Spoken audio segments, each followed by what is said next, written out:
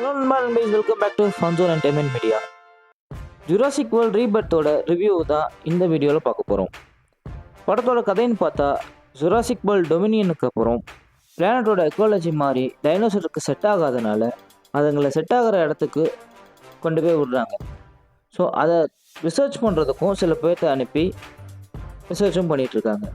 அடுத்த 5 வருஷத்துக்கு அப்புறம் ஒரு கம்பெனி டைனோசரோட டிஎன்ஏ வச்சு ஒரு மெடிசன் கண்டுபிடிக்கலாம்னு ரிசர்ச் பண்ணுறாங்க.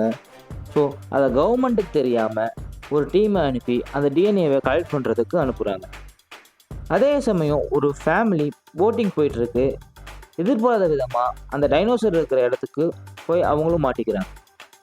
அதுக்கப்புறம் அங்கே நடக்கிற அட்வென்ச்சர், கடைசியில் அந்த டீம் டிஎன்ஏ சாம்பிள்ஸை கலெக்ட் பண்ணாங்களா இல்லையா, அந்த ஃபேமிலி அந்த தீவை விட்டு தப்பிச்சு வந்தாங்களா இல்லையான்றது தான் இந்த ஜுராசிக் வேர்ல்ட் ரீபர்த்.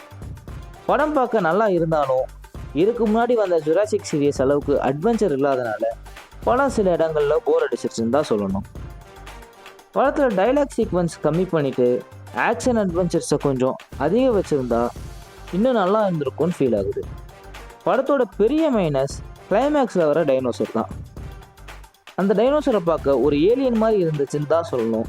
அது டைனோசர் ஃபேன்ஸுக்கு பெரிய ஏமாற்றத்தை தான் கொடுத்துச்சு.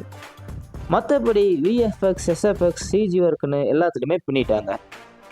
நான் இந்த டைனோசருக்கு 5க்கு 3.25 கொடுப்பேன். நீங்கள் எவ்வளோ கொடுப்பீங்கன்றத படத்தை பார்த்துட்டு கமெண்ட் செக்ஷனில் கமெண்ட் பண்ணிடுங்க. இந்த வீடியோ உங்களுக்கு பிடிச்சா லைக் பண்ணுங்கள், ஷேர் பண்ணுங்கள், மறக்காமல் நம்ம சேனலை சப்ஸ்கிரைப் பண்ணிடுங்க.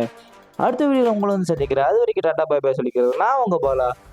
இது நம்ம ஃபன்சோன் என்டர்டைன்மெண்ட் மீடியா.